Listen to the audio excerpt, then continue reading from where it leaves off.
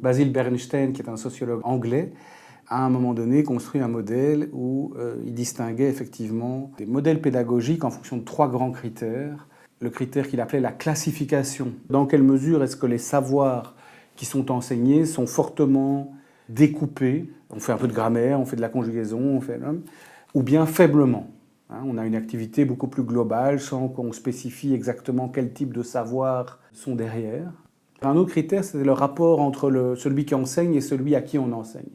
C'est-à-dire, est-ce que c'est un rapport hiérarchique ou un rapport où l'un sait et l'autre ne sait pas, le maître et l'élève, l'enseignant, l'étudiant, ou bien est-ce qu'on essaie de construire ça dans un rapport un peu plus horizontal, de co-construction, d'accompagnement, où l'enseignant est plutôt là pour aider l'apprenant à construire lui-même ses savoirs, etc.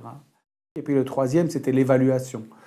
Est-ce qu'on a des critères d'évaluation très découpés, très classifiés, ou bien est-ce qu'on a des évaluations plus souples, plus formatives, etc. En fait, ce à quoi il a abouti, c'est une distinction entre ce qu'il a appelé la pédagogie visible et la pédagogie invisible.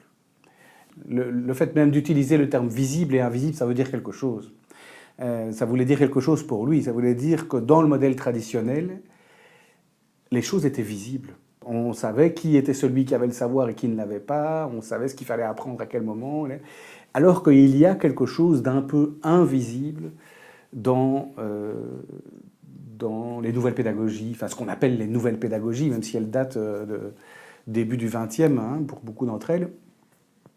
Mais il y a quelque chose d'invisible, c'est-à-dire que les enfants ne savent pas nécessairement ce qu'ils sont en train d'apprendre quand ils apprennent.